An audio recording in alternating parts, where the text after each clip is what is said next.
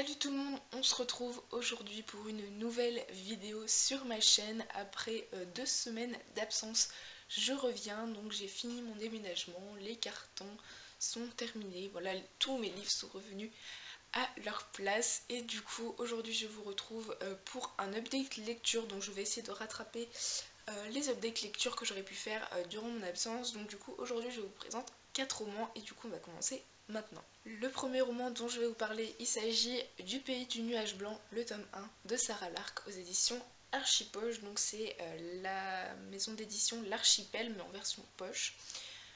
Donc dans ce roman on va suivre Hélène et Guinevere qui vont toutes les deux se marier à un homme qu'elles n'ont jamais vu, et elles vont aller se marier en Nouvelle-Zélande. Voilà, donc leur mari habite en Nouvelle-Zélande.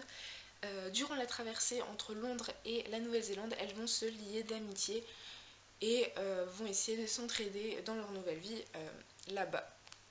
Donc ce roman, c'est une saga familiale qui est exceptionnelle, ça a frôlé le coup de cœur. On a un début un peu long, voilà, des longueurs, la mise en place de l'histoire, tout ça qui était assez, je sais pas, on va pas dire ennuyante, mais voilà, c'était long, il y avait des longueurs. On va découvrir des personnages qui sont assez pertinents et avec un fort caractère. Voilà, on va voir Hélène et Guinevere qui ont des caractères tout à fait différents. Voilà, d'un côté on a Hélène qui a un caractère plutôt mère poule, généreuse, c'est une gouvernante à la base, du coup elle est tout le temps là à donner aux autres. Et de l'autre côté on va voir Guinevere, donc qui est jeune fille un peu rebelle avec un très fort caractère, qui va arriver dans une famille où les hommes sont supérieurs aux femmes, en tout cas au 19e siècle ça se passe comme ça pour tout le monde, mais elle ne va pas accepter cette place-là. Voilà, et ces deux femmes voilà, vont vivre à quelques kilomètres l'une de l'autre en Nouvelle-Zélande et vont s'entraider durant cette histoire. J'ai adoré cette saga familiale, voilà, personnages prometteurs au niveau des personnages principaux, et les personnages secondaires sont très très intéressants et sont aussi importants que les personnages principaux. Dans une saga familiale, on suit plusieurs générations et on va commencer à partir des deux personnages principaux, mais ça va s'étendre sur plein de personnages secondaires. Les enfants, les beaux-parents, les parents, les gens du village, etc. Et on va suivre plein de vies différentes, et j'ai trouvé ça super intéressant. C'est la première saga familiale que je lis et j'ai été totalement conquise. Au niveau de l'intrigue, Sarah Lark va se baser sur les mœurs et les corruptions de l'époque, donc du 19e siècle, et aussi les traditions des colonies au 19e siècle, donc les colonies britanniques. C'est très intéressant, de plus elle nous fait découvrir la Nouvelle-Zélande et nous invite totalement à voyager là-bas, donc elle va nous décrire des paysages féeriques. On va découvrir au 19e siècle quelque chose qui fait fureur en Nouvelle-Zélande, qui est la production de la laine de mouton. Dit comme ça peut paraître très ennuyant et finalement ça passe nickel dans le bouquin. Et on va parler aussi du peuple maori, donc ce peuple qui vivait avant l'arrivée des Britanniques en Nouvelle-Zélande. Voilà, donc j'ai beaucoup apprécié. La plume de Sarah Lark est un peu envoûtante finalement. Historiquement parlant, elle est très très belle. J'ai beaucoup aimé la suivre, elle se lit extrêmement bien, c'est fluide.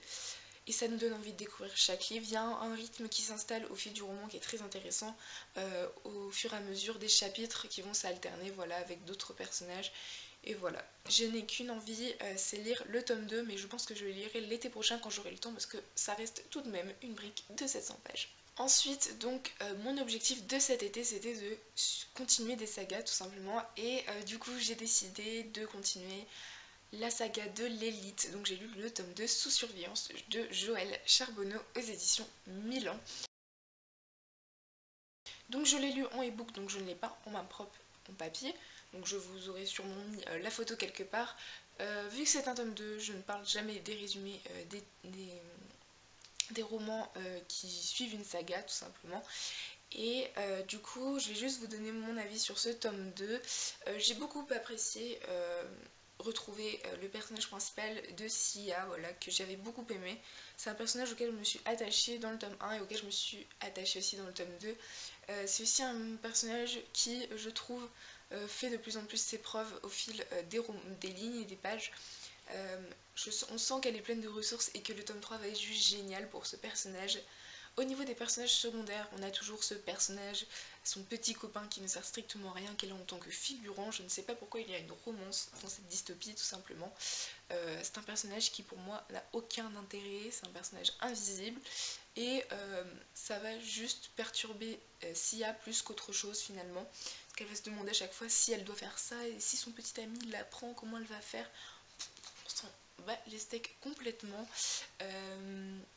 Sinon voilà, on a d'autres personnages secondaires qu'on avait dans le tome 1 et que j'ai beaucoup apprécié dans ce tome 2 et qui nous réserve quelques surprises je pense. Au niveau de l'intrigue, on continue avec une intrigue pleine de rebondissements et d'action, voilà, révélation, rebondissement, action. C'est une intrigue qui va sur les chapeaux de roue et tout ça complété par une plume addictive, la plume de Joël Charbonneau qui est juste géniale. Voilà, je n'ai rien d'autre à en dire, c'est un tome 2, à part peut-être un point négatif en plus de cette romance qui ne sert à rien, qui est la longueur du roman. C'est beaucoup trop court, voilà, moi j'en voulais carrément plus. L'auteur nous embarque dans une intrigue qui est géniale et moi j'en veux plus tout simplement. Le roman fait pas plus de 250 pages, je ne me souviens plus exactement vu que ça fait un petit moment que je l'ai lu, début juillet déjà. Et voilà, moi je suis un peu restée sur ma faim, j'avais envie d'en savoir plus, qu'elle développe des points de façon un peu plus approfondie.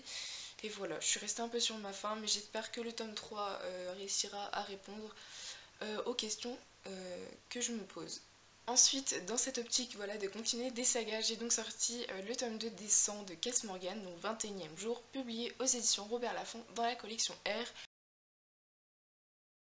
Comme vous l'avez remarqué, c'est aussi un livre que j'ai lu en e-book parce que j'étais partie en vacances à ce moment-là. Et ce qu'il y a de mieux pour partir en vacances, c'est la liseuse.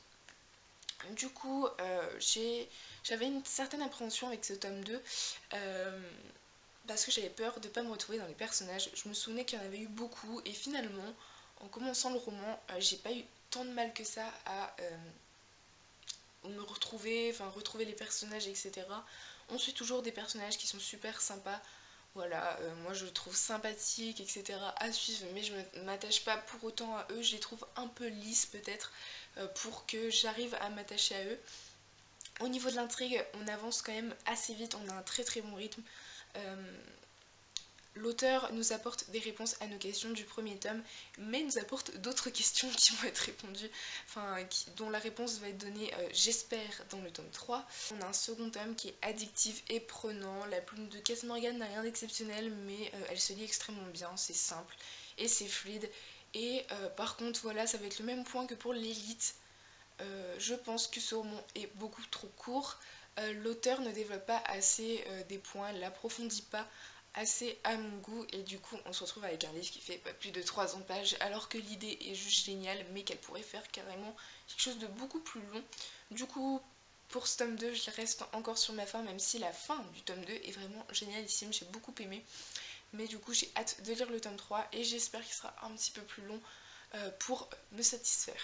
Et ensuite le dernier livre dont je vais vous parler, il s'agit du tome 3 des étoiles de Nosed, accomplissement de Sophie Jumin aux éditions J'ai lu. Donc voilà, optique de continuer des sagas, et même s'il n'était pas dans ma pile à lire de cet été, je l'ai acheté après la fin du tome 2 qui était horrible, et du coup, voilà, j'avais qu'une envie, c'était le lire. Et finalement, ce roman fait presque 500 pages, et j'ai réussi à le lire en 3 jours. Je sais pas comment j'ai fait. Je pense que l'envoûtement de la plume de Sophie Jumin y est pour quelque chose, clairement. J'ai adoré suivre ce tome 3. Vous le savez, cette saga est un total coup de cœur pour le moment. Et ce tome 3, un coup de cœur aussi. Voilà, je ne pouvais pas faire autrement, je pense. On retrouve les personnages qu'on adore dans ce tome 3, voilà, tout simplement. Anna, Leif et un personnage qu'on a vu dans le tome 2 que j'avais beaucoup aimé, et dans ce tome 3 on en apprend plus sur lui, on s'y attache beaucoup et c'est Darius. Voilà, l'intrigue, on continue sur une intrigue pleine de rebondissements, d'actions, de révélations. Dans ce tome 3 on a quelque chose, une sorte de renouveau, on a un renouvellement du côté fantastique de l'histoire parce que c'est une romance fantastique et le côté fantastique est renouvelé car on va suivre une nouvelle créature, et du coup qui dit nouvelle créature dit nouvelle mythologie. Du coup on va en apprendre plus sur une créature qui est très très intéressante. Je ne vais pas vous en parler, vous dire quelle est la créature, sinon je vais vous spoiler le tome 2 et je suis pas là pour ça. Mais du coup j'ai beaucoup apprécié voilà, cette nouvelle mythologie et tout. Je trouve qu'elle change beaucoup de ce qu'on a vu dans le tome 1 et tome 2 et je trouve ça bien finalement. Ça change et ça nous donne envie de continuer parce que c'est sûr que rester sur la même créature pendant 3 tomes ou même 5 tomes ça peut paraître beaucoup. Et finalement voilà, d'amener cette nouvelle créature ça fait une sorte de renouveau et j'ai beaucoup apprécié. Enfin sur ce bouquin, bon, ce qu'il y a d'exceptionnel aussi c'est la plume de Sophie Jomain qui arrive à nous emporter, elle est addictive, elle est génialissime, il y a des moments poétiques, enfin voilà, la plume de Sophie Jomain. Je pense que quand j'aurai fini les étoiles de Noce Aide, je m'attaquerai à une autre de ces sagas du style Felicity Hadcock ou autre, je ne sais pas encore, mais en tout cas je ne lâcherai pas la plume de Sophie Jomain de sitôt. Voilà tout le monde, cette vidéo est terminée. Je pense qu'elle n'a pas été trop longue. J'ai présenté 4 romans que j'avais plutôt bien appréciés. Ce sont des bonnes lectures. Je vous laisse en barre d'infos les articles de mon blog afin d'avoir des avis plus clairs. S'il y a des avis là qui n'ont pas été très explicites ou autres, je vous laisse tout en barre d'infos. J'espère que cette vidéo vous aura plu. Je vous souhaite de faire de bonnes lectures et je vous dis à très bientôt dans une prochaine vidéo. Bye!